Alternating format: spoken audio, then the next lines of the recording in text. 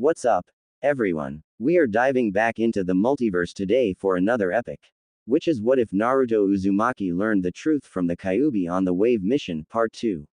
You enjoy this story? Make sure to hit that like button and subscribe to the channel for more fanfics like this. Now, let's dive right into the fanfic. Zabuza blinked away his shock. Not from the woman who entered the scene, but from Naruto's severed arm. Then he looked to the woman and knew why the Akatsuki members had left. Jiraiya the Toad Master being in town was bad for them, but for Tsunade the Slug Princess to there as well. Well, Itachi must have known he could not have taken them on when they both came at him. Yes, Tsunade of the Sannin was in town, along with her apprentice Shizune, and pet pig, Tauntaun, and they did not look happy. Not at all. Just my luck, Zabuza stated out loud. Zabuza rushed to Naruto's side despite the fuming Sennin a few feet away. Haku and Gurren rushed over as well. You fool, why did you do that? Gurren shouted. She really didn't care that some angry woman was bitching at all of them. Despite his recent fog from the Tsukuyomi that Itachi forced on him, he weakly smiled at his teammates. That's what teammates do, idiot, Haku replied while trying not cry. He then used a ripped piece of clothing to cut off the blood flow to Naruto's severed arm. That made the blonde cry out in pain, catching Tsunade's attention. What the hell? What is going? She stopped dead in her tracks. Before she was angry that she was being ignored by these people, but she soon found out why. The blonde kid, who looked familiar to her, was badly injured. However, when she saw the extent of the boy's injuries, she stopped, frozen, in her tracks. Her fear of blood overpowering her. Shizune saw this and inwardly scowled. However, she went to the young boy and helped him herself. To her surprise, the wound was closing, albeit slowly, itself. Shaking the strange thoughts away in her head, she looked at the blonde and smiled. Hello, my name is Shizune. What's yours? Naruto knew what she was doing. She was trying to keep his mind off the pain and the eventual grief of losing a limb. So, he smiled weakly and said, Naruto Uzumaki. Shizune froze at that. She knew that name. That was the name of the Jinchuriki of Konoha. Now that explained why the wound was closing up on its own. It also confirmed the rumors that were flying around that she heard. The boy left Konoha and was the cause of unrest in her old home. Now, she did not hate him for that. As far as she was concerned, the civil war surrounding him was a long time coming. Sure, she heard about the rumors and took them to heart, but when she tried to tell Tsunade about the boy and Konoha in general, the woman just waved it off, saying she did not care. How could she not care about someone that was related to her? Nice to meet you, Naruto. Now I am going to do my best to help you out here. She then turned to the feminine-looking boy and smiled. It would seem that you have some medical skills. I want you watch what I do and help me. Haku just nodded dumbly as he watched her work. While that was going on, Naruto was looking at the woman that was traveling with Shizune. He absently knew who she was. How could he not? After the display of power he saw in the last few seconds that Itachi attacked him, he saw her punch Zabuza and his opponent into a few buildings. This woman was Tsunade of the Sannin. Someone he actually learned about in the academy when he paid attention. She was the granddaughter of the first Hokage. If that was true, then she was also the granddaughter of the Mito Uzumaki, the first Jinchuriki of the Kyuubi. Also, she was part of his family, a fellow clansman.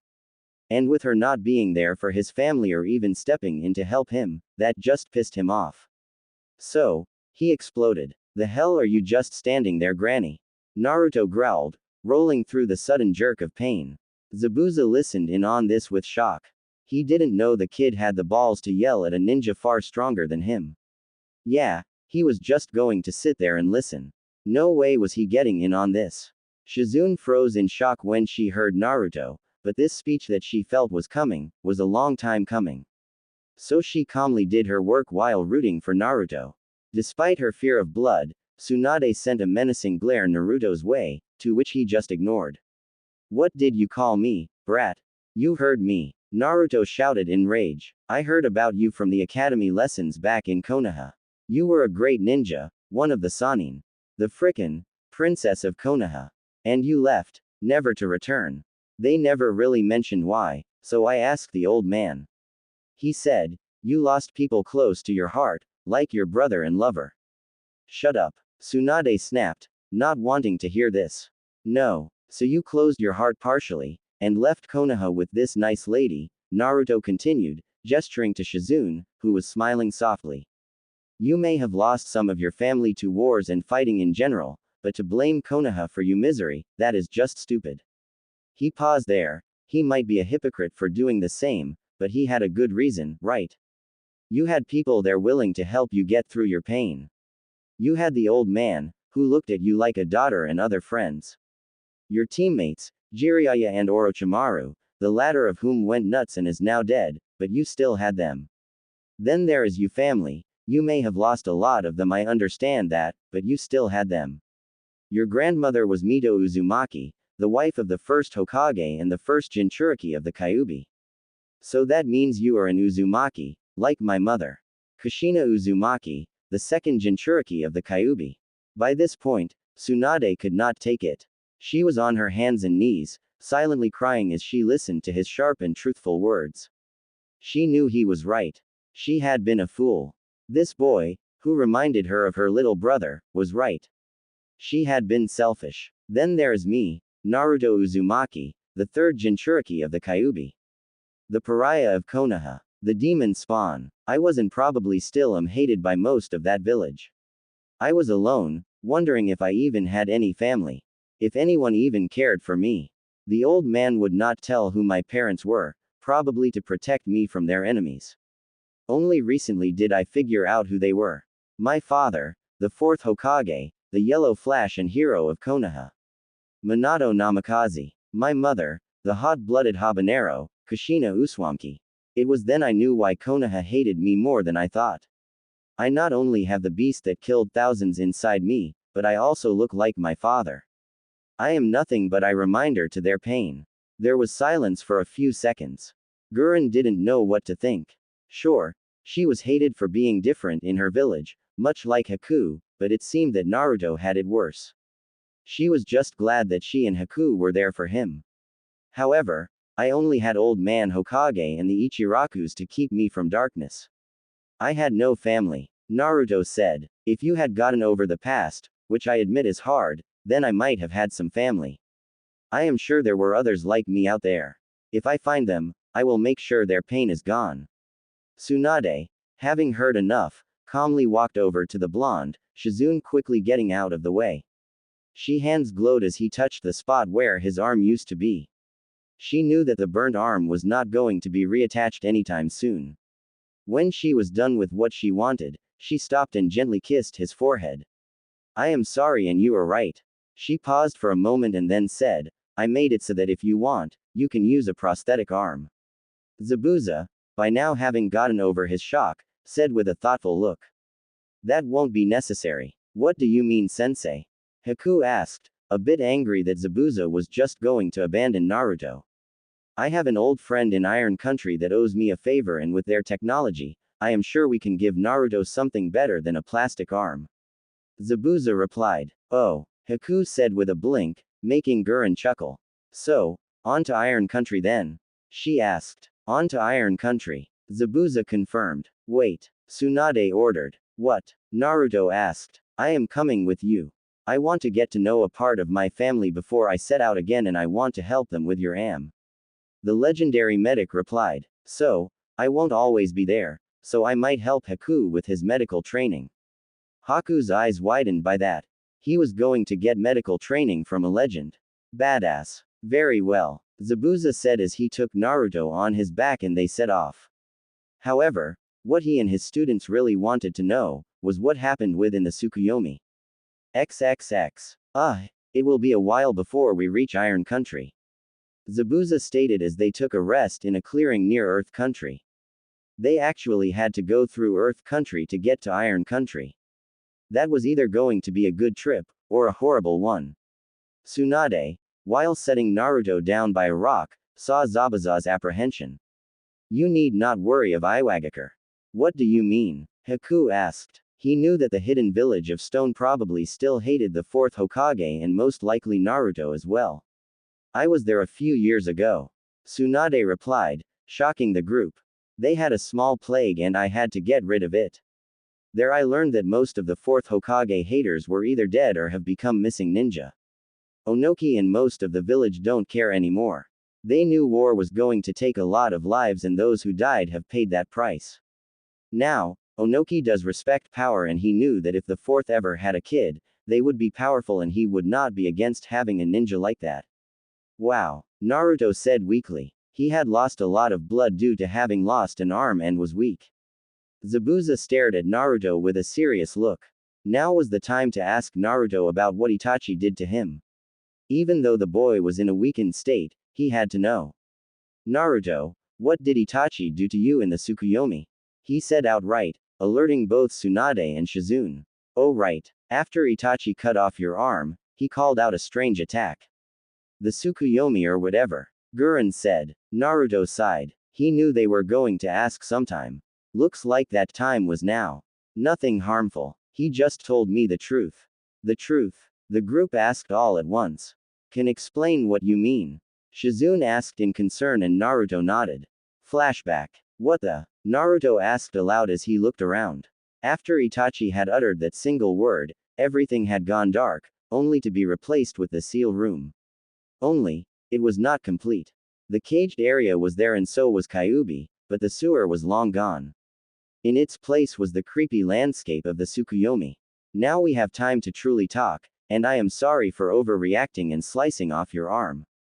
Itachi said as he appeared within the ultimate genjutsu.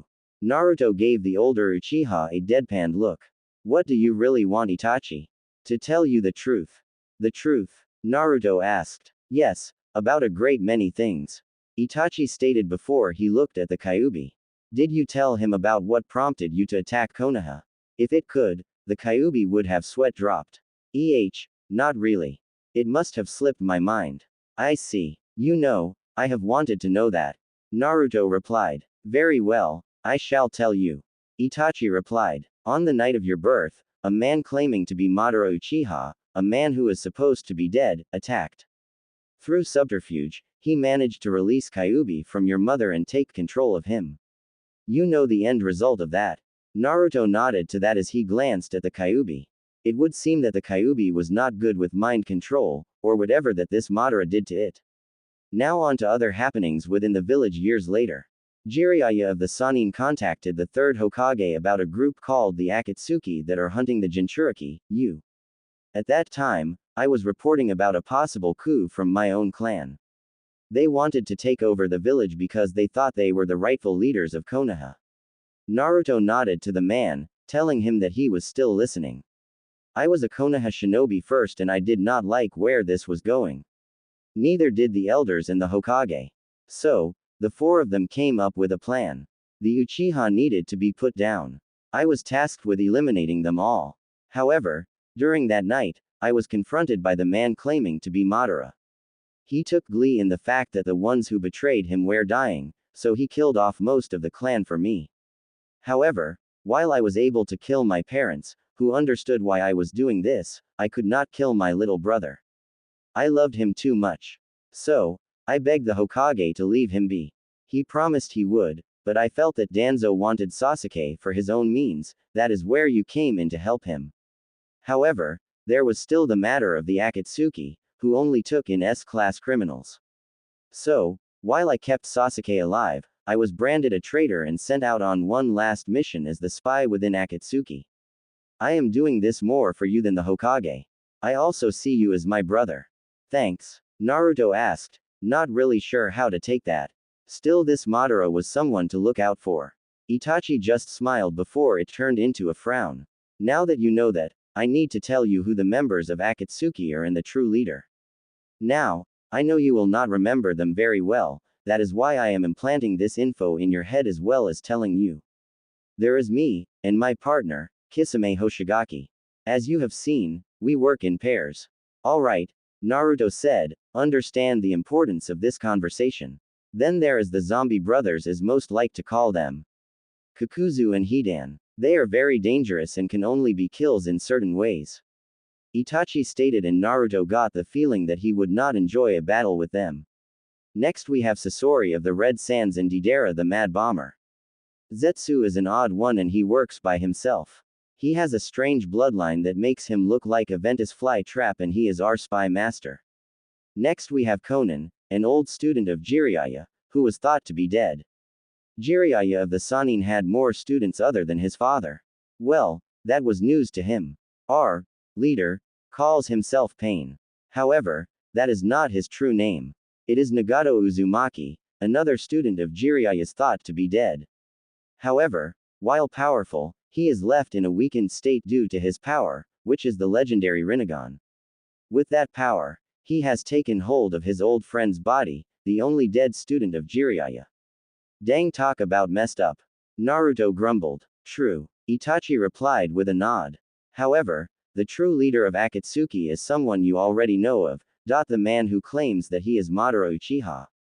So that is the reason they want the Jinchuriki, ergo, as tailed beasts. Great. Madara and his insanity again. Kyuubi grumbled aloud. So how do we defend against this? Naruto asked, not liking the odds. He knew he was not strong enough to fight these people. He could not even beat Itachi, his missing arm a testament to that. Gain alliances. Itachi replied. Me and Kisame are your secret allies and from what I have heard, you have the backing of Suna. Oh right. Naruto said with glee. And the scroll from the cage mentioned that he would help find the old bases of Orochimaru's Sound Village and then tell me when asked. If I could get them on my side that would be great. True, but that is a on-the-fence deal. I am truly not sure how the people there will take that. Itachi replied honestly. So, do more good things while on the road and you will have your defense. Naruto nodded then said, what about Nagato? He is family. I think I should try and get him onto our side before it is too late. Itachi shook his head. The man has a serious god complex thanks to his power. If you try that, you would have to nearly kill him to wake him up. I see. Naruto replied before he waved it off. We'll burn that bridge when we get there. Very well, Itachi stated as he walked up to the blonde. Now, I wish to discuss what you did when you took part of my soul. Naruto looked sheepish at that. Yeah, sorry about that. I honestly didn't know the claws of Hades would do that. Kyuubi didn't mention that little tidbit. He glared at the fox. The giant fox shrugged in a non-caring way. Sue me. Itachi chose to ignore the small fight. It matters not, however, you now possess a part of my soul and in doing so, I think my powers as well. The blonde gave an intelligent answer. Huh, the Sharingan. Add chakra to your eyes. I want to confirm. Itachi ordered and Nato did so. The blonde felt an itching in his eyes as the Dujutsu activated, making Itachi nod. It seems that I am correct. The Uchiha stated. He was troubled. If Naruto had the Sharingan, he would also have the Mangekyo Sharingan as well. He could go blind. He did not want that. He had already crippled the boy. Thinking on it, an idea struck him. I was going to give this to you later on in life, to protect you from Madara and if Sasuke gave into the darkness.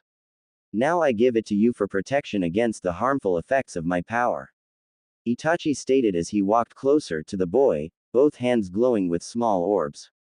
With the Mangekyo, you will lose sight a little bit each time it is used. However, there is a way past that. It is called the Eternal Mangekyo Sharingan.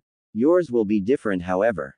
I will give you the Sharingan of my friend, Shisui and the Sharingan of a long-dead Uchiha. Obito's Sharingan was nurtured by my clan after it was partially crushed. I am not sure how they got it to Mangekyo form, but all I know is that they were planning on using it for something bad during the failed coup. Itachi said as the eyes shifted into two crows and flew into Naruto's mouth, shocking the poor boy. For a moment, Itachi was able to see the eye's future form. An impressive seven-sided shuriken with Kakashi's pinwheel interlocking with it.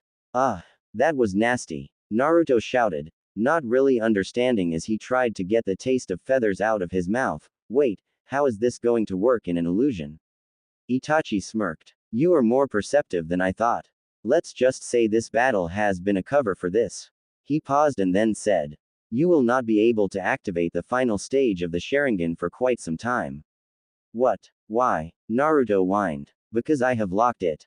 This process is a dangerous one for a non-Uchiha, but since you are an Uzumaki and therefore a branch of the Senju, this will work. Know this, only when you see a precious person die and feel great sorrow and grief, will this power activate, and I honestly hope that day never comes. So for now, I would get used to your new Sharingan. Right, Naruto replied. Now, we must get back to the real world, where I have slipped a scroll in your pocket for if you ever do get that power. Itachi stated, making Naruto nodded and this disappear.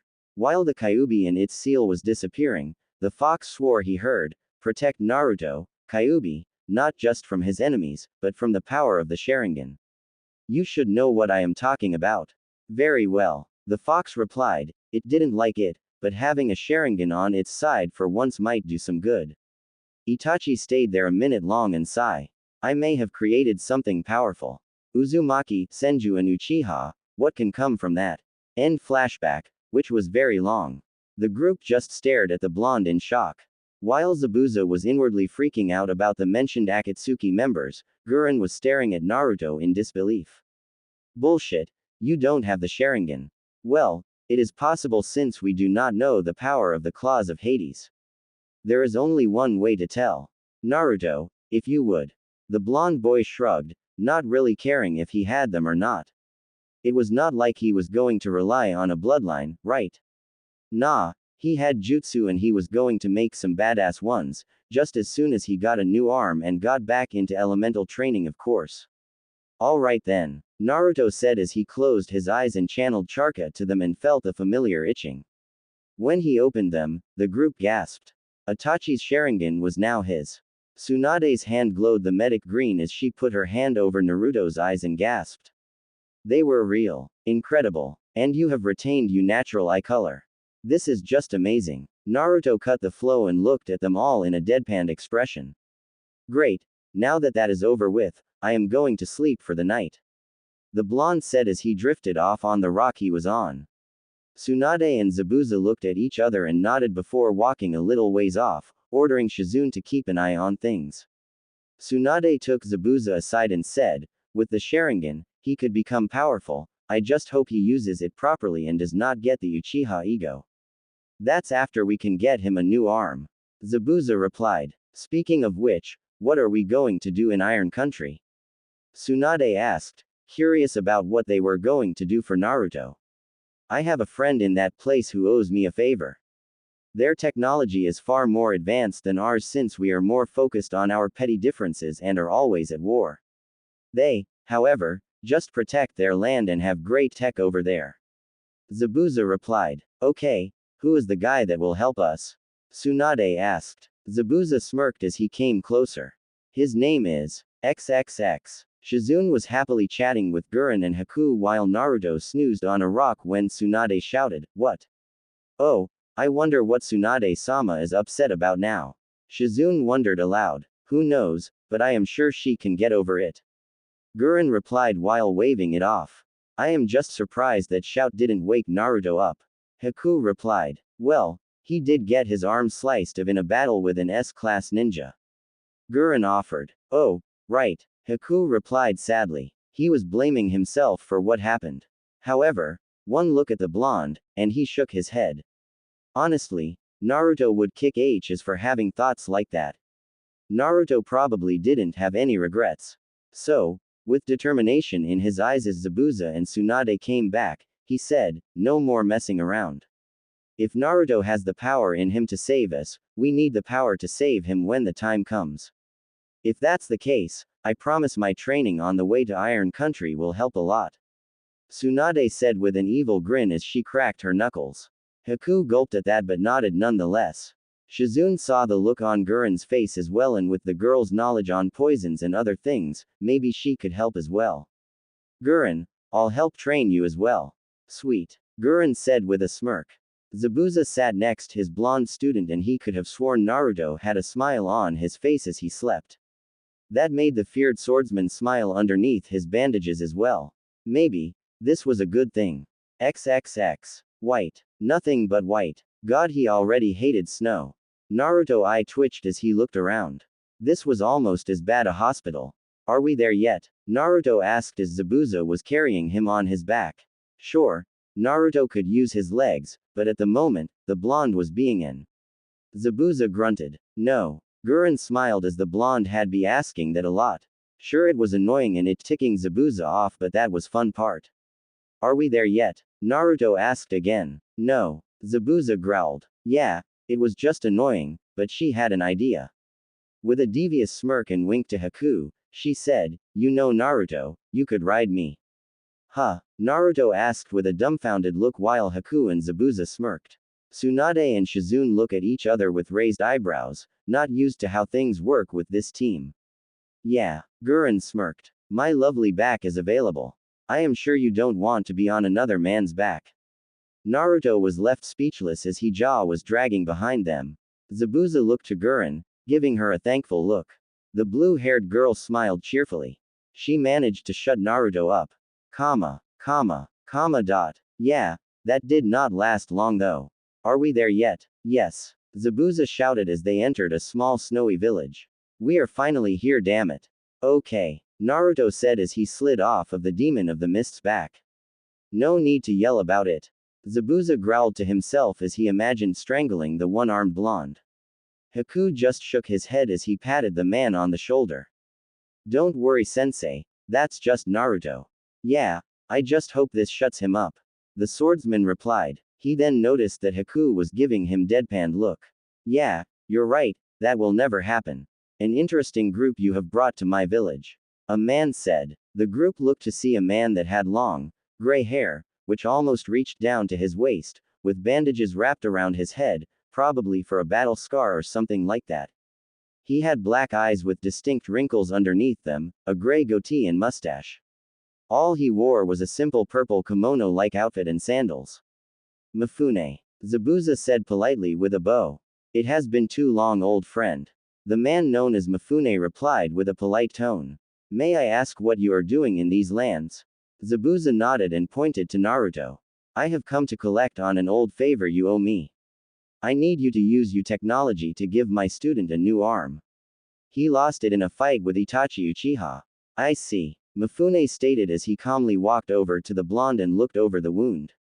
He noticed that it was closed up properly and he could replace the arm easily enough. He looked towards Tsunade and nodded to himself. I see you did a wondrous job, Tsunade. You have not lost your touch in the medical area. Tsunade smiled at that and Mifune noticed something about the woman. She seemed happier than the last time he saw her, which was a very long time ago. This boy he was going to help seemed to be important to the group if they were willing to come all the way out here. I will require your help on this, Tsunade. The new procedure that we developed needs more safety than we can give out. It is a dangerous procedure that can kill a normal man, that is why none of us have done it. Zabuza blinked. Huh, he just needs an arm. What the hell do you plan on doing that could kill him? Mifune eyed the boy and saw more determination in him than most of his samurai. He knew who this boy was due to the whisker marks on his face. He knew without a doubt that he was to be the one they tested their new project on. So, instead of speaking to Zabuza, he spoke directly to Naruto. Uzumaki-san, while we can rebuild you, more specifically your arm, we have seen that it has side effects, some not good as it affects the bone structure to those that have it. I know what you are and with your permission, I wish to test something on you. Depends on what it is. Naruto replied, not liking being a test monkey. In addition to giving you a metal arm, I wish to test grafting the same metal on your bones. It will hurt you beyond imagination, but it will make you indestructible. Mifune replied in a calm tone. What kind of metal are you going to use and how the hell are you going to be able to do that to him? Tsunade asked in a heated tone. It is the same metal we use to make our blades. Adamantium and chakra metal. Mifune replied. The hell, no wonder your men are having problems, that shit it too heavy. Tsunade ranted. I understand that, but this new procedure should help. Mifune contested. Tsunade sighed, but looked to Naruto, it was his decision after all. The blonde boy was in a thoughtful pose. What do you think, Kyuubi?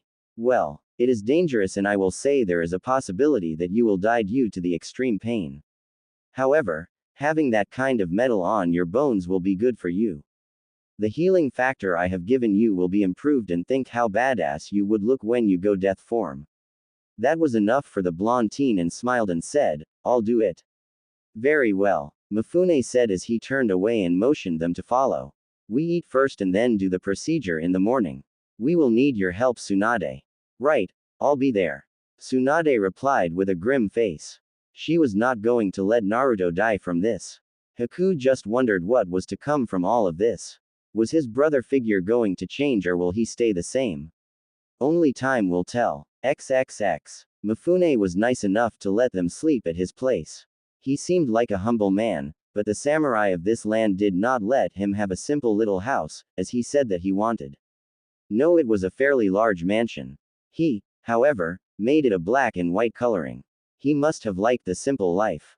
So as soon as they made it inside, a girl around Naruto's age greeted them. She was a long white-haired girl with part of it covering her left eye, which was an amber-orange color. She wore a deep red kimono that was open to reveal a tank top that held in her rapidly growing bosom and a pair of short shorts that revealed very long legs. There was not a flaw on her, and altogether, it made her very beautiful. Yo, was her greeting. Mifune smiled as he put his hands on the girl's shoulders. This is my daughter, Misa. Zabuza blinked at that. Wow, I didn't know you have a kid. Mifune looked at the man and said, if you came here more often, then you would know. Zabuza nodded in consent at that. Mifune was an old friend and he hadn't seen the man since he met Haku. Now, I will go make dinner. Please make yourselves at home. Misa looked at all of them with a bored look before she smiled.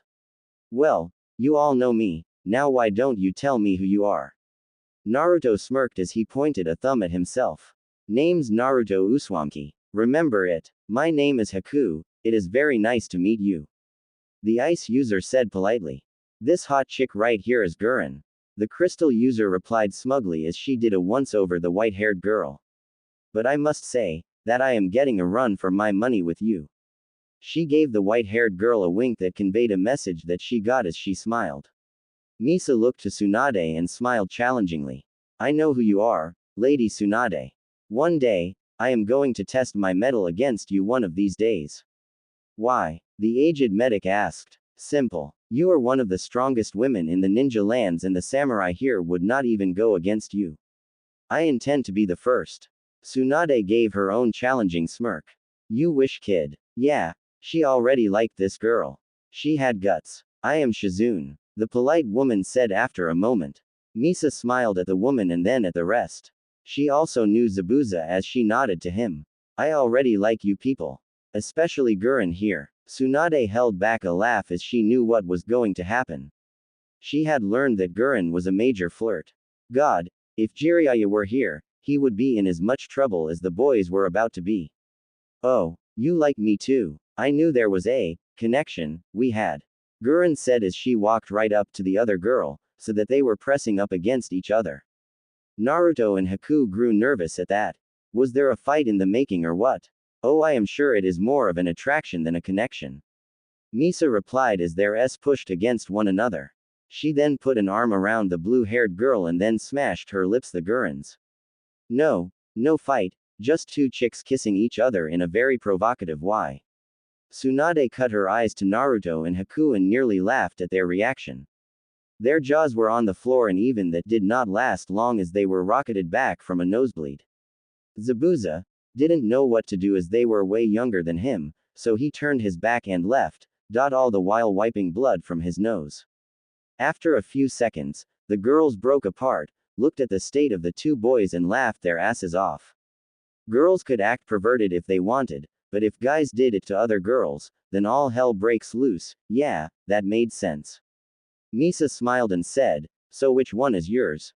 Haku, the girly looking out. But in a sense, they are both mine. Gurren replied with a cheesy smile. Misa knew what that meant.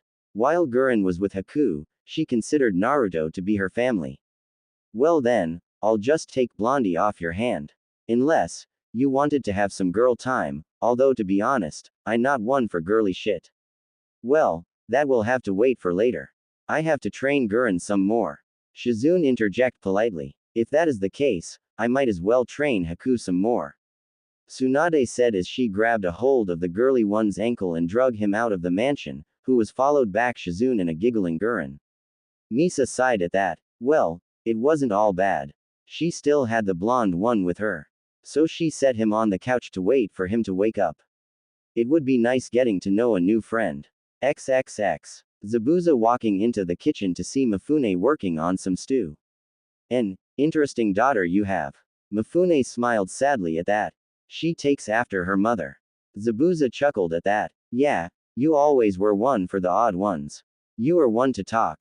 How is the auburn-haired one that threatened to melt your ball off? Mifune asked. I am not sure. Zabuza replied Hunslati. I have not been to the mist lately. I fled like a coward after my attempt to kill the Mizukage. She probably hates me and has moved on. But you have not. It was more of a statement than a question. Mifune looked to his old friend to see that there was still love in the man's eye for the one known at May. At least not yet. I see you have an interest in the woman traveling with Tsunade.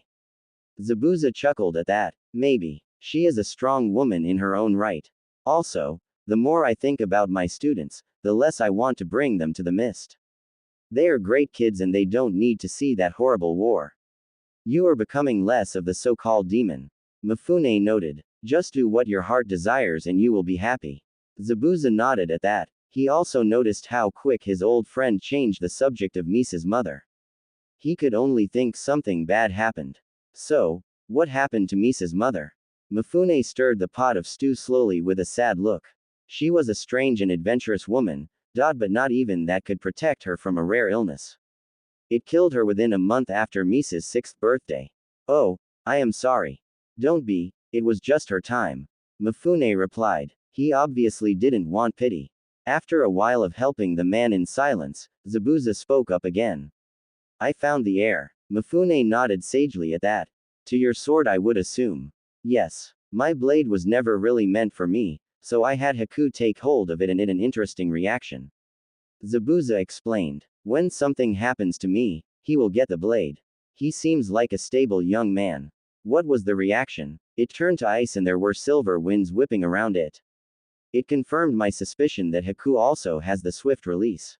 An interesting combination. Mifune deduced. XXX. That was some perverted dream. Naruto mumbled as he awoke as he rubbing his eyes. Oh, that was no dream Blondie-kun. Huh. Naruto shouted as he whipped his head around to see Misa sitting next to him with that coy smirk on her face.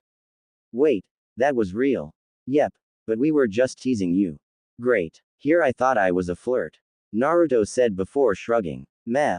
I just do harmless stuff though, like call girls like you extremely beautiful, but that scene was hot. Misa smiled with a large blush on her cheeks. Thank you. Now that all the fun is out of the way, why don't we get to know each other through a spar? She said with a gleam in her eye.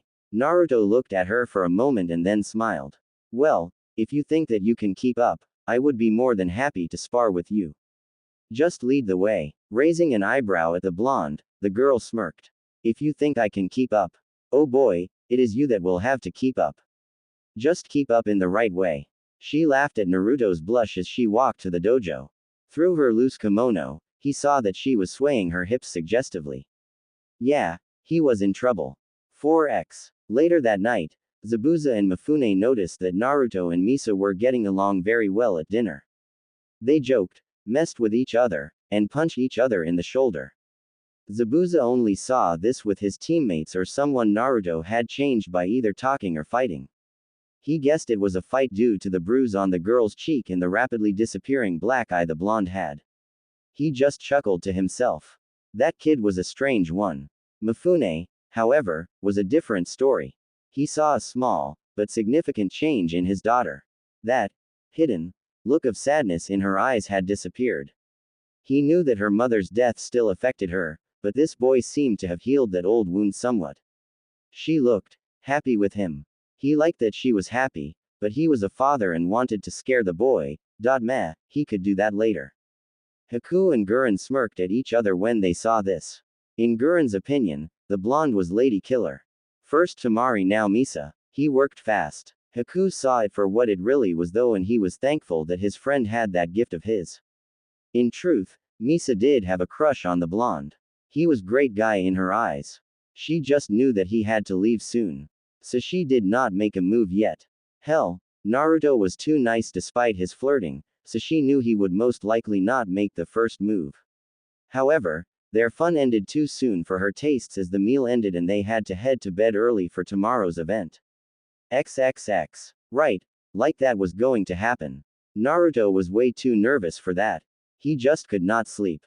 His mind was racing. Sure, he felt immense pain before, but that was from being beaten up in the village, not from this. He sat on the roof of the mansion and stared at the full moon in thought. It was all just too much to take in. Can't sleep. Naruto looked behind him to see Misa in her nightwear. It was red night grown. It made her look very beautiful, especially in the moonlight. Despite his initial shock, he smiled. Yeah, I am not sure this is going to work. Am I going to die? Misa sighed. She sat next to the blonde and looked at him with a serious face. Dad lied to you. Huh, this procedure has been done before. Misa stated sadly. On who? Me. Misa replied as she looked away sadly. Why? Naruto asked as he tried looking at her, only to see tears running down her face. Misa looked at Naruto before she leaned her head on his shoulder. My mom died from a strange and rare illness. We thought it was gone, but it appeared in me a while ago, and Dad was freaking out. It was only thanks to my bloodline that I was able to stay alive for as long as I did. Oh, what kind was it? Naruto asked, seeing a new side to the girl. It seemed that while she put on a strong and happy look, she was still hurting. Dad called it the Silver Heart bloodline. Apparently it skipped Mom. It gave me a regenerative power that can match a Jinchuriki's. She noticed he looked startled by that and flinched. However, she already knew what he was from her father, so she did not have a problem. And it was thanks to that I survived so long, but it was nearing its end and Dad was getting nervous. So, he set up the procedure you're about to undertake. What happened? I died. She stated simply. What? Naruto freaked. Yeah, but it did work. Despite all the horrible pain, Misa said while shivering at the horrible memory. Naruto noticed this and put an arm around her in hopes of shielding her from past pain. She smiled with a small blush in thanks.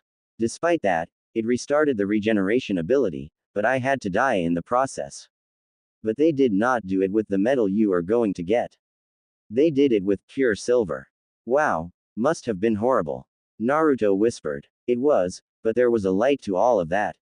Misa replied, gaining the blonde's full attention. In addition to living, I also got to see my mom, one last time.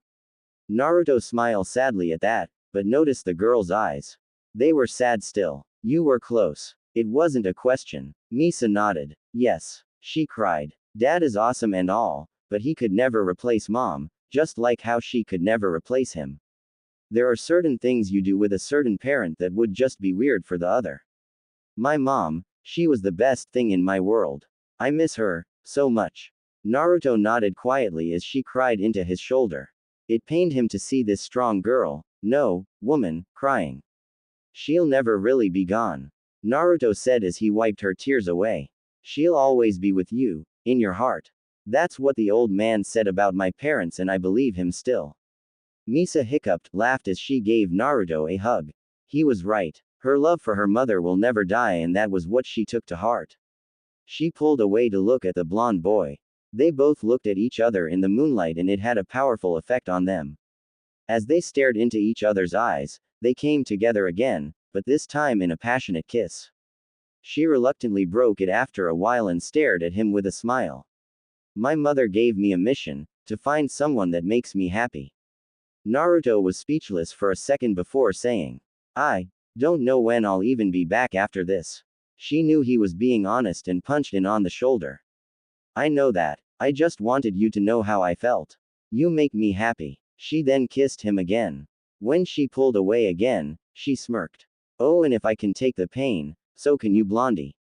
Naruto laughed at that. I suppose you are right.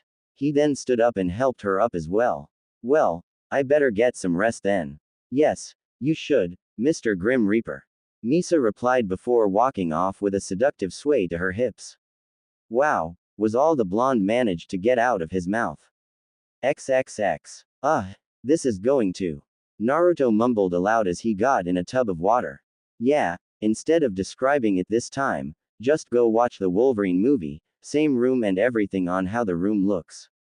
Mifune nodded to himself. Yes, I know this will hurt unlike anything you have ever felt, but think of why you are doing this. Just keep to those thoughts and you will be fine. You know, somehow, that does not make me feel any better. Naruto replied as he eyed the drill like needless all around him. There was also a metal arm on the side. It seemed like they were going to attach that at the same time. Anything I should know about the metal arm? If you survive, I'll tell you all about it. Mifune replied as he walked away. Naruto looked at the man with a gobsmacked expression. That doesn't help, you know. Mifune just kept on walking toward the upper level with a stoic expression on his face. Tsunade came up to him and said, "It seems legit. I hope for your sake that this works." "I do too," Mifune stated as looked at all the others in the room. His second in command decided to come and make sure everything went alright. The man had some medical training and helped Tsunade with the check over. His daughter, Misa, was there as well. He did not know if Misa had the same procedure to save her life, but in truth, it did not matter. Then there were the boys' teammates. They all looked nervous and fearful for the blonde. Did he look like that when he did this to his daughter? "We are ready, Mifune-sama," his second in command stated. "Right," the samurai leader replied before turning to Naruto's position. "We are going to start now, just remember what I told you." Seeing the blonde nod, he pushed the start button. With that, the platform Naruto was on lowered into the water. Thankfully they had put a rebreather on his face or this won't really work. Then the drill started and came down on the blonde, along for the one to create the hole for the new arm.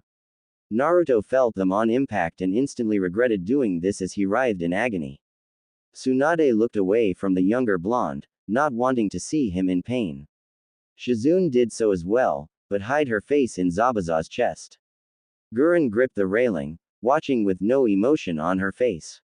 However, her mind was racing a mile a minute, hoping her little brother lived through this. Haku just watched on in sadness. He hated seeing his precious people in pain. And Zabuza himself just held on to the woman, letting her cry out the sadness for them both, for he was crying. He would admit that he had gotten soft, but these kids were his world now. Naruto's mind was screaming just as his body was, but he was determined to take Mifune's words to heart. He thought about why he was doing this. He was doing it so that he could protect those he held close to his heart. Zabuza-sensei, Haku, Gurren, Tsunade, Shizune, Tonton, Gaara, Temari, Kankuro, the Kazekage, the Hokage, the Ichirakus, Mifune, and Misa. They and so many more were what he was doing this for. While that was going on, Kyuubi was working overtime to make sure that Naruto, and by extension, himself, did not die. He growled to himself that he did not stop this from the start. But no, he was curious as to how this would go. Soon, however, he remembered that chakra metal was in the mix of this metal. Seeing the benefits of this, he forcefully drew out Naruto's chakra, along with his own, to mix with the metal to make it stronger and to condition it to make sure it could handle the training that Naruto went through. Also, with a devious smirk, he added something else to make sure this new addition to Naruto was worth it. As the procedure was nearing its end, both Naruto and the Kyuubi felt a pull towards death. They both knew this was going to happen thanks to Misa's story, but they were not prepared for what was on the other side. XXX. The two opened to their eyes to see a room of pure white. So white it was almost blinding. Naruto looked around to see that he could see himself and the Kyuubi, who was standing next to him. What shocked him was that the Kyuubi looked younger than he last saw him. What's going on? I am not sure, Kit, but I kind of expected there was nothing on the other side for us. Now I would not say that, Kurama. A man's voice called out and they looked to their left to see someone they did not expect at all. It was the Sage of Six Paths. Father. The fox, now known as Kurama, shouted in disbelief. The man just smiled. Yes, it has been a while, he said before turning to the blonde. So, you are my true heir. I must say that fate chose right. Huh, the sage chuckled lightly. Don't worry, child, I am sure you will know in time.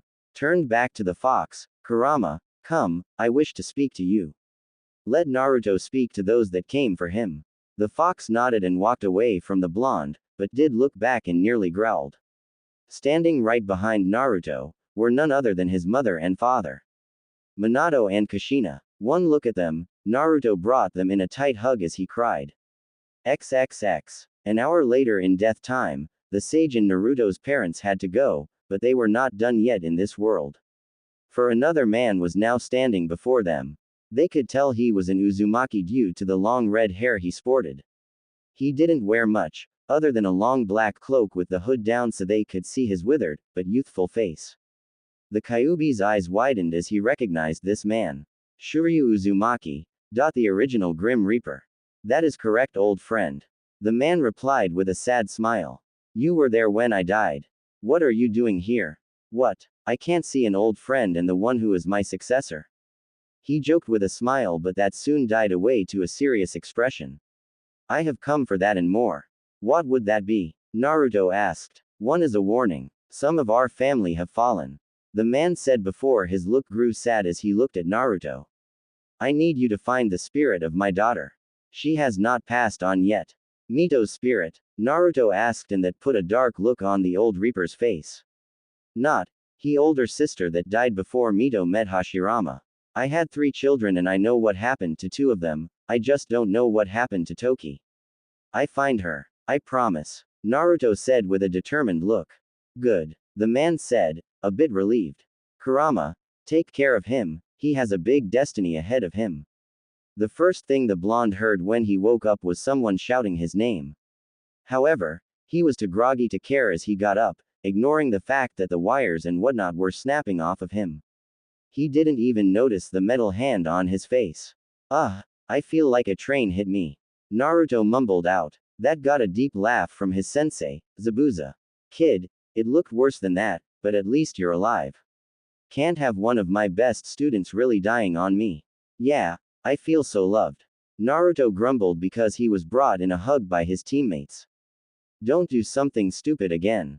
Gurren choked out. Not making any promises. Naruto said sadly as he hugged them. I guess it was worth it since you have some degree of control for that new arm. Haku said. What is that anyway? Shouldn't you have little to no control? I can explain that. Mifune cut in. Due to being a Jinchuriki and having metal already on the bones, he has good control due to the new and improved healing factor. Nice. Naruto said as he moved the arm around to get a feel for it. Then he remembered something. Hey, Kurama mentioned something adding something. Mifune nodded. Indeed. The fox made constructs of his chakra to create bone-like structures in your arm and went as far as manipulating the metal arm as well. So from what I have seen, I think he created katars in your arms. Sweet. Now I have 3 weapons to choose from, but the katars are going hurt coming out, aren't they? Like you won't be believe, kid. Zabuza said as he patted the boy's back. Misa finally made herself seen and walked right up to the blonde with a sad look. Glad you made it. So do I. Naruto replied in kind. Then Misa's expression changed to curious. So, who did you meet? She asked, getting questioning looks from everyone but Mifune. Well, Naruto started. Like you, I met my mother, but I also met my father, the original Grim Reaper, and the Sage of 6 Paths. Everyone started at him in shock, wonder what was going on. However, most had one thought, and it was that the sage actually existed. What? XXX. A week later, we see the group on the outskirts of town, ready to go. Thank you again for helping with my arm problem. And giving me some of those extras for the arm as well. It was my pleasure. Mifune stated with a bow. Naruto turned to Misa next. Thank you too for giving me that advice and for being a new friend. Misa smiled gently before giving the blonde boy a hug. No problem, she whispered. Maybe later we can be more than friends. She backed up to see the blush on his face with a big smirk on her own. She looked towards Gurren and winked, making said girl giggle. Mifune smiled and said, Naruto, be sure to do those exercises to get the arm up to full use. I will, but just so you know, I am going to get this thing fully functional under the time needed and then I'll be one of the strongest ninja around, believe it. Naruto shouted. Zabuza chuckled. Don't Mifune, I got him handled. Very well, old friend, I trust you. Mifune said politely as he, Misa, and the man's second in command watched them go. After they were fully out of sight, Mifune's second in command said, "That boy is something else." Indeed, Mifune muttered before an idea came to mind. I think by the time the exams come around, he will have found a village. That is why I want to see what they generation can to do. Dad, Misa asked curiously. For that to be done, I think we will host the exams this year. Mifune stated before turning to his second in command. Let the villages know. Yes, sir. The man said before trudging off. Misa smiled brightly. Naruto, we may be seeing each again very soon. XXX. It has been a month since the gang left Iron Country and traversed more of Earth.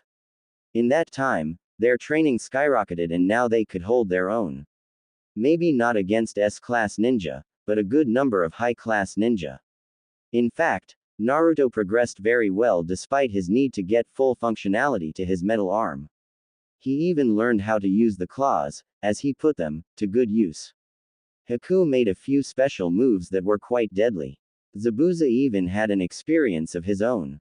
Sure, he had gotten closer to Shizune, but during that time, they had become a couple and to everyone's surprise, Shizune was actually expecting.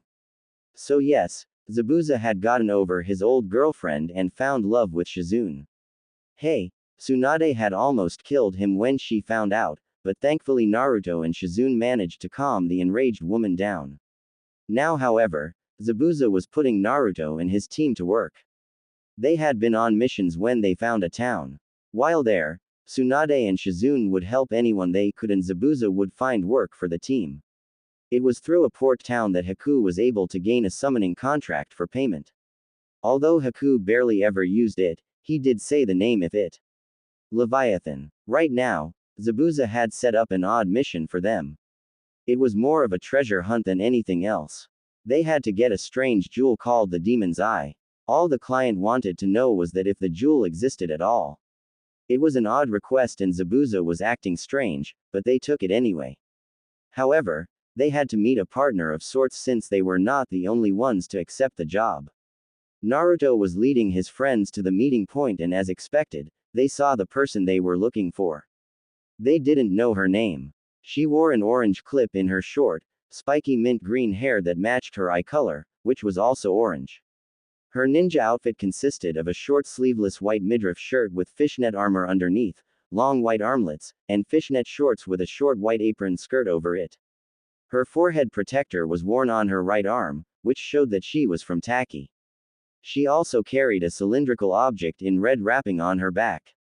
Naruto, being Naruto, just walked up to the girl with a smile. So you are our partner for this Cool. Name's Naruto Uzumaki. The girly boy behind him is Haku Yuki and the real girl is Gurren Lagann. Suddenly he was smacked in the back of the head by the crystal user. I can introduce myself, you know. I know, but I was just being nice. Naruto replied nonchalantly. The girl from Taki chuckled to herself and said, don't worry, I appreciate. I am Fu by the way. She then looked a little nervous. There is a reason I am by myself and I hope you don't hate me for it. My village just avoids me. I am the Jichuriki of the Seven Tails. I just wanted to be upfront with you. Gurren's eyes gained a twinkle in them as she looked from Fu to Naruto and a devious smirk appeared on her face. Haku just smiled brightly and Naruto, he had a look of awe on his face. The reactions were just confusing the girl. Seeing this, Naruto decided to explain to the girl. Well, it is stupid that your village avoids you and it would be stupid of me to have a problem with you because that would be hypocritical of me since I hold the 9 tails. Fu blinked stupidly before a smile appeared on her face and she pulled Naruto in for a one-armed hug. Awesome. I met someone like me. She then looked at his friends and asked him, so they don't have a problem with me either. Nope. Naruto chirped. We are bloodline users from Kiri, so we know what it is like. Haku stated politely, making Fu nod in understanding. Well, alright then, let's go get some treasure. Fu cheered happily. The group nodded and tracked forward to the location of the cave they need to go to. As they traversed, Gurren held Fu back so that she could better talk with her. Her plan to set Naruto up with her was in motion. XXX. Zabuza was once again in the back of a bar, talking with Jiraiya. So, am I right? Jiraiya sighed and nodded. Yep. I can't believe me or my spy network. That mission was a ploy to bring you out to them. The kids are just going to be distracted by the fake treasure hunt. You are supposed to go to them or they will use the kids to get to you. Damn it. Zabuza growled. The cowards. Listen, they never said you couldn't go alone. Let me help you with these hunter nin. Jiraiya offered. Zabuza sighed. No, I knew this day was coming. I just hoped it was later than sooner. Especially after I finally found happiness. He paused and then said, if they should succeed, please look after them, especially Naruto and my unborn kid. Jiraiya blinked. Now that was something he didn't know. However, as to who it was that was carrying the man-kid was easy. Tsunade was too old and was still hung up on Dan to care for another relationship. So that left Shizune. I didn't expect that from you. I guess those kids really did soften you up, but very well, I will look out for them the best I can. I know Tsunade will not be happy to see me, but oh well. Where do you think they will go? Zabuza asked. Tsunade will join them since Naruto is family to her now, but probably the nearest hidden village. Jiraiya stated. Iwa. Zabuza stated. Oh yeah, and Sensei will be pissed, I think. The Toad Sage said with grimace. I guess this is the last time we meet. Yeah, Zabuza replied. But I will fight, I am a bit better now than I was with Kakashi. Yeah, good luck, Jiraiya said as he got up to leave. XXX. So, this is it? Naruto asked as the group looked at a very bland-looking cave. If people want some treasure from this cave, why hasn't one gotten it yet? Gurren sighed as she smacked the back of the blonde's head. Idiot. Oi, what was that for? Naruto barked, making Fu laugh. It is simple, we can't use chakra in there. There is something in there that prevents people from actively using chakra. That is why no one has ever found the treasure inside. Fu explained for him. Correct. Haku stated. While it makes sure we can't use chakra, there are obstacles in there that no normal person can get around. Huh. Why didn't I know that? Naruto asked. Because you didn't read the mission papers. Gurren sighed. Oh, right. Naruto said sheepishly as he rubbed the back of his head. No worries, let's just tackle one thing at a time. Fu said with a smile as they entered the cave. Once inside, they all felt a little weaker and Naruto commented on it. So, this is what normal people deal with. It's. Fu laughed. I suppose it does Naruto, but they still do a lot of thing in life. As the two Jinchuriki chatted, Gurren and Haku observed them from behind as they kept moving forward. They seem to be getting along. Haku stated with a smile. Yes, and maybe we can get Naruto with her. They just seem right together. Gurren said with a smirk. I seem to recall you saying something similar with Misa and Tamari, well after you started liking them. Haku mentioned. So, Gurren replied. There are many girls for our little brother to be with. He just has to choose and so far he has not. Sometimes I just don't get you. Haku deadpanned. No worries, I am just trying to help, but it seems to is doing a fair job himself of attracting the girl. Gurren observed. I guess you are right.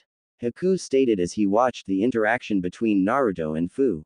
Naruto was just being himself and Fu did not seem to mind it, also it seemed that she was taking a shine to him. Before anything else could be said, they had to stop. Why? Well, there was a huge hole in the ground and they could not ninja jump it. How are we going to get across? Naruto asked. Fu thought about it and said, simple, I throw you. That seems go what whaaatt. Naruto shouted as he was thrown across to the other side. Haku and Gurren soon followed him, screaming all the way. Are you nuts? We could have died. But you didn't. Fu said cheerfully. How did you do that anyway? Naruto shouted. The natural ability that my tailed beast gives me. I have great strength and it overpowers this cave a bit. Fu explained. Super strength. Man, and all I get is super healing, and great stamina. Naruto grumbled under his breather before he noticed that Fu was still on the other side. So, how are you going to get over here? Well, I am going to try and fly. I am not sure how long it will last, but it never hurts to try. Fu replied as she started channeling a massive amount of her demon chakra. Doing so made chakra wings appear on her back that made Naruto shout in awe. Before the cave could repress that chakra, she jumped and flew across the gap with all her strength. However, that did not last, because as soon as she was almost to the edge, she felt the cave's effects and her wings disappeared, which made her fall. Thankfully, she was caught by Naruto. "I got ya." Then, with all the strength he could muster, he pulled her up, which made him lose his balance and she fell on top of him, making them both blush at the closeness. Thanks," Fu said after she quickly got off of him with a dark blush on her face. She would admit that she liked the feel of his muscles through his clothes, but that also made her feel a bit shallow thanks to her own strength. However, she did find that she had an attraction to the blonde, which was not bad given her current state in Taki. Only time would tell. "And no problem," Naruto replied with an equally sized blush. He had to admit that he liked the feel on her body on his, but he was not about to admit that. He didn't know how he felt at the moment either. While he knew there were a lot of girls going after him, he did feel a connection with her. This shit was just way too confusing for him. While the two Jinchuriki were having their inner monologues, Haku had noticed something odd going on with Naruto's currently folded up scythe at his side. It was glowing darkly and it seemed to be reacting to the air around them. That caused something dark to happen in the form of a nearby skeleton to speak. "Do you seek the treasure?" However, it was said in a language that only Naruto could understand. That did not stop Gurren from screaming about it though. "Talking skeleton." The blue-haired girl screamed as she grabbed onto Haku, who looked freaked out a bit. Fu looked no better as she paled considerably. Naruto just looked at the stationary top half the skeleton in wonder. "Yeah, we seek the treasure. Are you saying that it actually exists?" "Yes, but you will have to do something for the Pirate King." "And that would be?" Naruto replied, getting odd looks from his friends. "I do not know, but the crew from the Great Blue will call upon you for help," it said before going quiet once more. "Well, that is interesting," Naruto said. "What?" Fu asked. "Apparently, after all the traps we will have to face in there, we have to do something for the dead people guarding the treasure." "Well, that is interesting," Haku repeated, making the blonde laugh as they went deeper into the cave. Gurren and Fu just looked at each other before following after the two boys. XXX. Zabuza sat in the middle of a clearing, meditating. He was reviewing his life thus far. He knew he was lucky to be alive still after what he did back in Mist. He knew he was living on borrowed time. After his failed assassination attempt with the fourth Mizakage, Yagura, he had been running ever since. He failed to kill a Jinchuriki with full control over its powers. He failed the rebellion. He failed Mei. Then, he found Haku and things started to get better. He knew that if he went back, he would either be killed by Yagura or Mei would for leaving her to deal with the rebellion. Still, Haku brightened up his day, so he started to teach the kid. Then he found Naruto through sheer dumb luck, and the same could be said for Gurren. They made his life great and turned him around. However, while he wanted to help with the rebellion before, now he didn't. He knew they were not ready for that and Yagura would just kill them if they failed. He was not about to let that happen. Then there was Shizune and Tsunade. While Tsunade was a heart in the medical department, making sure Haku learned what he needed, she was still a good member to have on the team. Finally there was Shizune. Now, Zabuza was sure he could never get over Mei, but Shizune was there for him and never threatened to melt his balls off. She was a kind woman that he could not help but fall for. They were even going to have a kid, but he didn't know if he was going to be there for it. He had been caught by Kiri and now he had to face the music. "So you decided to come instead of run. Smart. We were just going to kill those kids if they made it out of that cave. Now, we don't have to," a voice said as 4 Kiri Hunter Ninja dropped in. However, Zabuza noticed something off inside. These were no ordinary Hunter Nin. They were Yagura's personal guard. His toughest shinobi. "Yes, I do still have honor. Whatever you say, man. With you dead, the rebellion will take a major blow to their morale. I am surprised that they are still hanging, let alone winning," the man said. He was awful chatty, but Zabuza knew better. He knew who this was and knew he was in for the fight of his life. "So, you going to come quietly or are you going to fight?" "I have a family to protect, I will return to them. So you will have to come with everything you have, I will do the same." Zabuza stated as he took a hold of his blade. Before their eyes, Zabuza exploded with power. Chakra was visibly rolling off his body and his blade looked like it was aflame with blue fire. Because I have something I am fighting for. Well, bully for you. The lead hunter Nin said gleefully as he and the others rushed the swordman. XXX. A ship? Gurren asked when they entered the main chamber of the cave. It was huge with a lake inside. On the other side of the chamber, there seemed to be an opening of sorts, but only opened just so. Oh right. The dead guy did say that the owners of the treasure were a crew from the blue. Naruto commented as he looked at the ship. It was a brig sloop type of ship and boy was it old. It looked so decayed that it could fall apart at any moment, but it still stayed afloat on the lake. The ship had a dead lawn on its deck, complete with a swing and a slide, as well as an observation tower for a crow's nest. The sails on the masts were ripped and had a lot of holes. It also has a strange lion head at the front. I wonder what it was called. Fu stated. Well, if we are going to help them and get the treasure, we might as well hurry up and get to the ship. Gurren stated. I thought Toy were still scared of it. Haku asked. I am, but we should just hurry up and be done with it. I want to get the hell out of this place. The Bluenet replied. The group nodded and dashed across the water and up the hull of the boat until they were on the deck. Okay, so what now? Fu asked. Naruto shrugged before he extended the scythe since that was what made things happen before. As soon as it hit the deck, it sent out a wave of dark energy that rocked the ship a bit. That was when things got strange for them. Time seemed to reverse for the area, but it also took on a transparent look to it all. The nearby skeletons also seemed to levitate for a moment before the images of their old selves appeared. If they were really pirates, they certainly didn't look like it. A man, wearing a red vest-like piece of clothing, a yellow sash, a pair of blue jean shorts, sandals and a straw hat, looked at them and smiled. Hi, the name's Monkey D. Luffy. Nice to meet ya, Luffy. Naruto said cheerfully. So, I hear you need help. Wait, we can understand them now. Gurren asked her friends, who just shrugged, not understanding how that was possible now. A woman with long orange hair, the top half of a blue striped bikini, blue jeans, shoes, and a belt that held a staff of sorts, walked over and said, yes, we were pirates, a part of the Pirate King's crew, so naturally we die at sea, but there is something about this cave that makes us stay here. We need to leave and sail the dead to the locker. I'll do what I can. Naruto said. Before he could say anything else, a man with short green hair, a white shirt, black pants, and 3 swords on his belt came over and looked at the blonde. Kid, what is your name? Me. Call me Naruto Uzumaki, the Grim Reaper shinobi. Naruto said proudly. Luffy and the orange-haired girl had wide eyes at that as they looked at each other and then back at Naruto. Naruto's friends had a feeling they knew what was going to happen. Luffy walked over to Naruto as if he were in a daze and asked. You are an Uzumaki? Yeah, Naruto stated, looking at the man oddly. The woman smiled and hugged the blonde, making him freeze up because he could somehow feel it. I am so glad that our line still exists.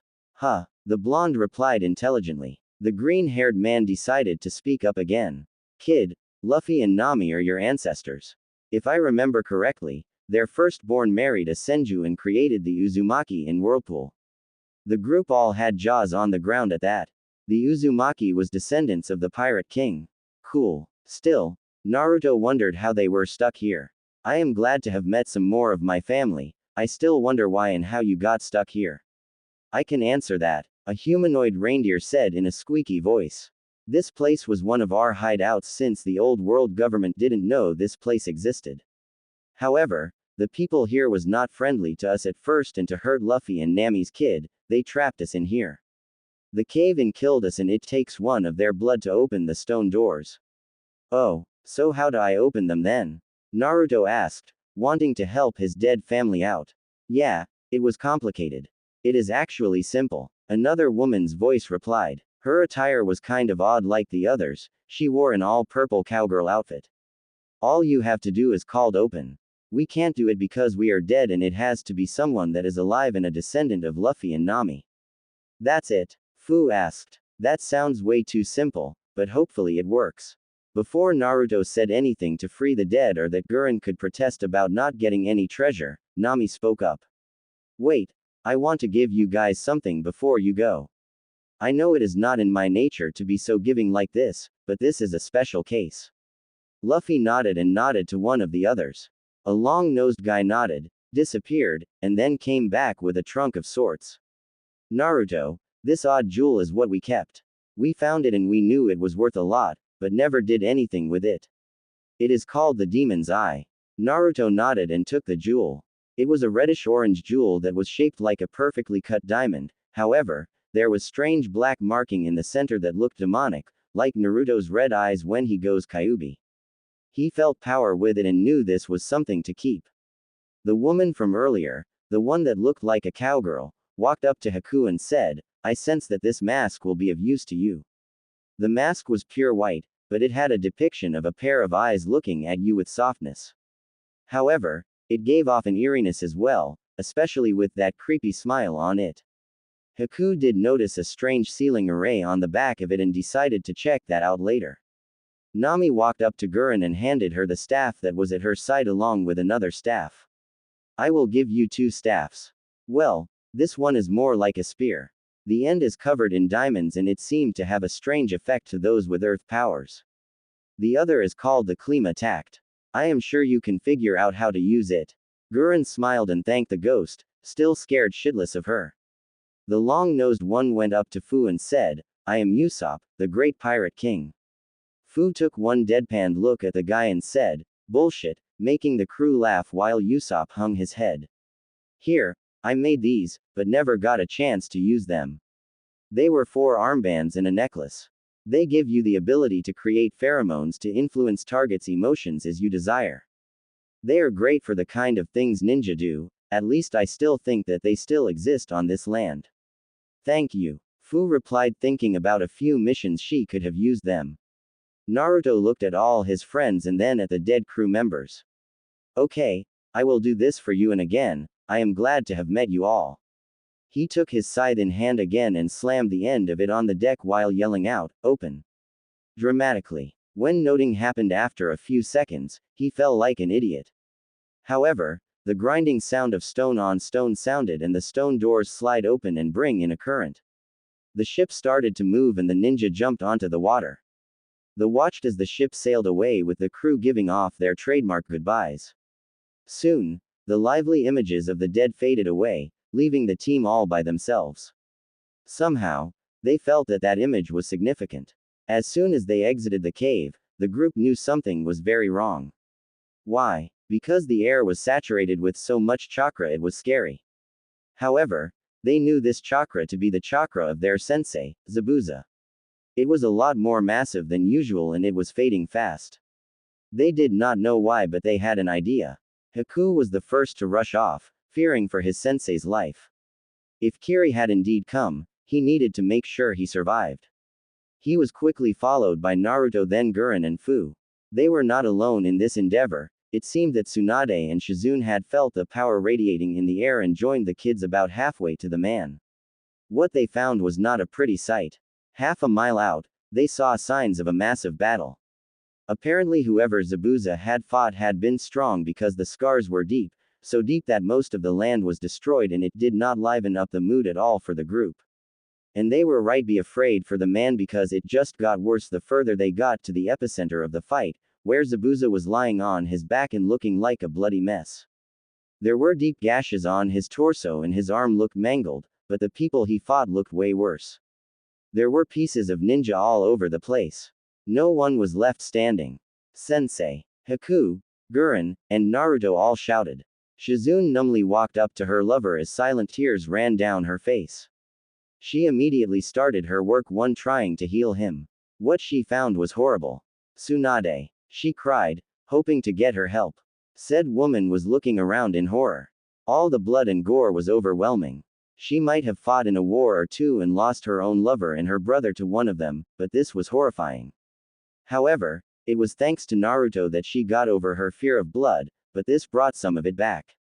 She quickly made her way to the swordsman and sighed at the deep wounds that would be hard even for her to heal.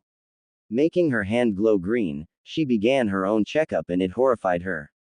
She was so angry with this man that she wanted to hit him, but she refrained from doing that. You fool. This, was, something I had, to do on my own. Zabuza rasped out. You could not beat them alone with your normal power, fool. So why resort to this? Tsunade screamed. Zabuza was quiet for a moment as he weakly looked at them all. Because, of you all. If I have not faced them, you all would be forever, tormented by them because of my past mistake. He paused for a moment to catch what little breath he had left. My students, and children, did not deserve any of that. My love and, unborn child, and my medic friend, I could not let them go after you. Sensei. No, father. Please hang on. Haku cried. Zabuza smiled weakly at the ice user. Haku, you were my first student. I only treated you as my tool due to my want for revenge. But that changed as I trained you, and the kicker was the blonde boy you brought with you one day. I will always see you as my son. Take my blade, it is rightfully yours. Haku nodded with tears running down his face like a waterfall as he took the giant blade. However, as big as the damn thing was, it was not at all heavy for him, something that Zabuza knew as well. Zabuza then turned to Gurren and smiled. Even though I still don't think I am cut out to be a father, I am glad we took you along. I am glad to have a daughter like you. Protect you family no matter the cost, like I did, if you have to. Yes, father. Gurren choked out. In all reality, she did see the man as a father. He took her away from that damnable village and took care of her. He might have been a little rough around the edges, but she liked that. Hell, her own father probably wouldn't have been as good as this man. Naruto. Zabuza rasped out. You were a pain in the butt, you were my best student, believe it or not. Konoha was stupid to have thrown you away as they did. You were also like a son to me, however, I could never replace the man that was your real father. I could see it your eyes. I can always settle for the uncle position with you. He chuckled painfully at that along with said blonde. You are also the strongest student I have. So I want you to protect them with all you have. You have them to protect you as well, so always be with them in that endeavor. I will, Naruto said determinedly. Zabuza then turned to a crying Shizune as she kneeled next to him. I am sorry. I know. I love you. Zabuza replied. I love you too. Shizune replied again as she leaned in to kiss him. She wished she could be mad at him, but he had made her happy. But now he was going to be gone. Slowly, Zabuza smiled within the kiss, content. With that, there was stillness and the former demon of the mist was dead. XXX. In the next few days after Zabuza died, things were depressing. Sure, they managed to bury Zabuza's body, but it was still very depressing. Gurren decided to spend a lot of time with Shizune and Haku. They spent time training, crying, and comforting each other. However, for the girl, she remembered a special time back in the desert with her father figure. Flashback. Training for Gurren was like normal for her and the big bad demon of the mist. However, right now, all they were really doing was throwing rocks. Zabuza had just beaten her again in a spar. You did well, Gurren, Zabuza said as he saw on a rock near the water of the oasis and decided that it was good enough to throw. You still beat me, even in your weakened, delirious state. Gurren sighed. I guess you really are strong. Well, I have been training on my own as well. I am nowhere near S class and I have to protect my students somehow. Gurren smiled. Her teacher was a big softy despite his reputation. She smiled as she leaned on the man's shoulder. I am glad you guys found me instead of that freak who killed off my entire village. Zabuza, still uncomfortable with his feelings with these kids, just wrapped his arm around the girl. Thank you, Dad, he heard her say, which put a big smile on his face. She was about to fall asleep when she felt the earth move. The earth is shaking. Flashback end. That time was special to her. It was when she finally said the man was a real father that she never really had before. It was a time that she would always remember. She looked up at the woman holding her and smiled with a determined glint in her eye. For Zabuza, she would protect the woman she would call mom and her unborn child. Shizune looked down at the girl in her arm and smiled. Gurren was a nice girl and she thought the girl would make a great sister. Yeah, sister. The woman inwardly chuckled at the thought of being a mother, and despite the fact that her child would not have a father, it would have a great family, a family that was set up by her lover and kept together thanks to a certain blonde. If she ever met Kushina in the afterlife, she would have to thank her for the redhead's son. Going on that line of thought, she smiled. This situation she was thinking of seemed familiar. Looking over to a sleeping Tsunade in their hotel room, Shizune smiled at the memory of how Tsunade took her being pregnant. It was sort like when the woman found out Kushina was pregnant. Flashback. Shizune came out of her hotel bathroom with a big smile on her face. She honestly thought this day would never come because she always was traveling with Tsunade and keeping her healthy, along with keeping her company. Yes. Keep it down, Shizune. Tsunade groaned as she sat up in bed, nursing her mind-splitting hangover. What are you excited about this early in the morning? Tsunade-sama, it is noon. Shizune deadpanned. My point. Tsunade replied with a straight face. The young medic just sighed before smiling brightly again. Tsunade, I'm pregnant. And just like that, the hangover was gone and the room went deathly quiet. And who's the father? Zabuza, of course. Zabuza. Tsunade screamed. XXX. Down in the lobby, said man spit out his cereal when her heard Suon's voice. Oh shit. Now what did I do? That day, the ensuing beatdown brought down the hotel and created many jokes courtesy of Naruto. Flashback end. Haku knelt next to Zabuza.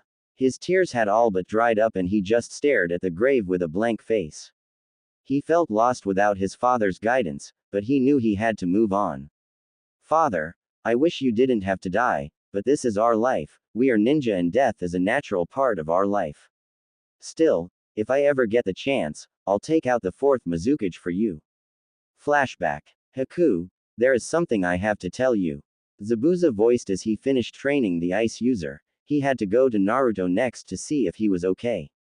What is that, master? Haku asked. At the master word, it made Zabuza wince a bit. Haku, I am sorry for the way I treated you before. You are not just a weapon, a tool. I realized now, thanks to Naruto being here, that you are a person and I sorry for the way I treated before. Haku just looked at the man with a deer in the headlights look. So, from now on, I want you stop calling me your master like I own you. You can call me sensei, but know this, I have come to see you as a son. Haku's eyes watered a bit before he flung himself at the man, giving him a hug, something the man was awkward with as he just patted the boy on the head. No problem, father. Yes, this man was way better than his old father, who basically tried to kill him for having a bloodline.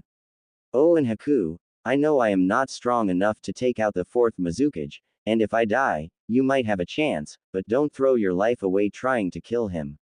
Haku just nodded in understanding. Flashback end. Haku nodded to himself. You may have charged Naruto with protecting us, but he's like a brother to me and I know how reckless he still is. If anyone needs protecting it is him, and will do so. He is my brother and the rest of them are now my family. No one will hurt them. If the Mizukage wants them, I will kill him if he gets close, that is my promise. He said that with such determination that the world seemed to quiet down around him just to listen to the usually kind boy's words. The sword on his back also seemed to heed his words as it began to shine with an ice glow before it shifted into its true form that belonged with him. When the glow died down, it looked see-through thanks to the ice it was now made of. However, this was not normal ice, it was some of the coldest ice known to man due to the face that it seemed to freeze the air around it, giving it a misty look. It was still a huge blade, but now it seemed to curve like a crescent moon. This was no longer the executioner's blade, it was now the glacier slicer. So he put on his new mask and quietly made his way back to the hotel. XXX. Naruto lay on his back in a field on short grass. Surprisingly, there was grass in Earth Country, you just needed to find it. As he lay on the grass, he stared at the passing clouds, a pastime he picked up from Shikamaru when he was still in Konoha. Laying next to him was Fu. After the death of Zabuza, she should see that Naruto was in a lot of pain and decided to stick around for a little longer. This doesn't change a thing. Naruto suddenly said. What do you mean? Fu asked, not understanding what he meant. That fact that my goal is and will always be the same. I will protect my family.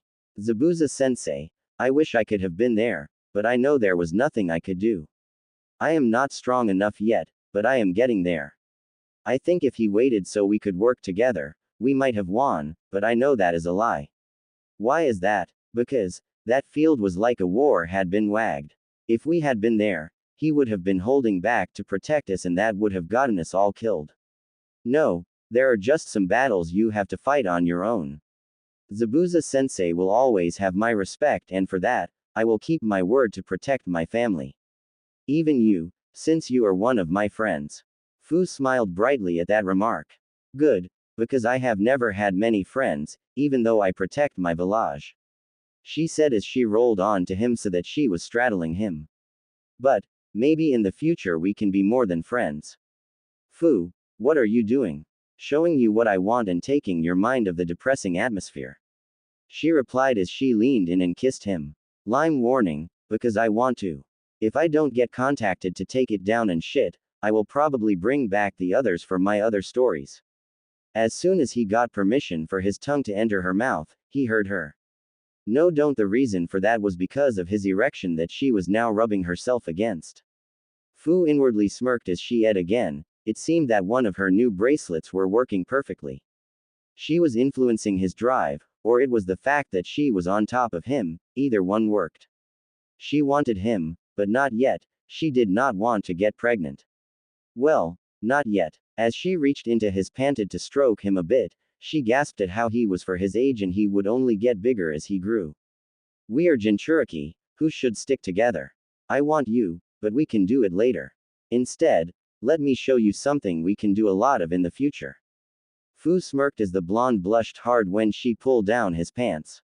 Taking out his member, she marveled at the size and then put it in her mouth, bobbing her head up and down on it. Arg, wow, that is amazing. Naruto growled out as he put a hand on her head, making the girl smirk. After about 5 minutes, Naruto had enough and gave out a cry and he came in her mouth. Wow, it was not expecting that, Naruto said with a blush as he watched her swallow his load. Well, I want you and maybe later we can be together. Fu replied before she leaned in again to kiss him. XXX lime end. A few days later, we see the group on their way out of town. Fu had already left, saying that she was needed back in Waterfall. She was their protector after all. So, where are we even going now? Haku asked. That is the question, now isn't it? Gurren replied. Naruto looked thoughtful for a moment before he glanced at Tsunade and then to Shizune. Iwa. What? Haku asked. I say we head to Iwa. It is the nearest hidden village and I don't think Shizune needs to be walking around for very long, and the road is no place to raise a baby. That is a good idea. Shizune replied. True, and like I said, Iwa is safe for you now since they the only people to really hold a grudge against you, Naruto, are either dead or missing ninja. Tsunade replied with a smirk, liking how he thought. I like this idea. Haku replied. I would either go there or Kumo. I will not run back to Kiri just to fight in a civil war. While the Mizukage should die, I will not fight him when not needed. And I would rather not go to Suna, to freaking hot. Gurren offered. And Konoha is out the question. Naruto replied, making the group nod. Iwa it is then. Boy, won't the Tsuchikage be surprised to see me again, Dodin with company. Tsunade chuckled as they started walking in a comfortable silence. As they did, she remembered seeing various items the group got in their venture into the caves, however, she never saw Naruto's souvenir. Naruto, what did you get in the caves? Tsunade asked. Naruto fished the eye-like gem out of his pocket and said, I got something called the Demon's Eye. He then handed it to her. Tsunade eyed the gem before her eyes widened. Naruto, this is a control gem. At Naruto's blank look, she elaborated. This was used long ago to help people with large chakra reserves to gain control over it. If you use this, I bet you will be able to use genjutsu and maybe if you wanted to, medical jutsu as well. Wow, Haku said, you should stick with genjutsu. Naruto, I heard that some people, mainly the Kurama clan back in Konoha, can making illusions real. You know, that could help with my style in the future. Naruto said. Oh, this is sweet. XXX. A few days later. The group was a few miles from Iowa when they came upon a bad sight. A dead Iowa team, but two was not a full team. One of them was missing. Tsunade narrowed her eyes for a moment, thinking whoever did this was the missing person. Thankfully, that was not the case because they heard signs of a battle going on in the distance. Quickly making their way there, they found a giant of a man, with only a pair of black shorts on, grinning darkly at girl in a kneeling position, with blood covering one side of her face. She had short black hair, pupil-less pink eyes which are accentuated by her eyelashes running upwards at the corners, a red shirt with the right sleeve missing, a lapel over her right leg, fishnet tights and a skirt over that, with black shinobi sandals, and a pair of black gloves. However, she looked pretty beat down by the look her tired, but defiant eyes as she glared weakly at the man above her.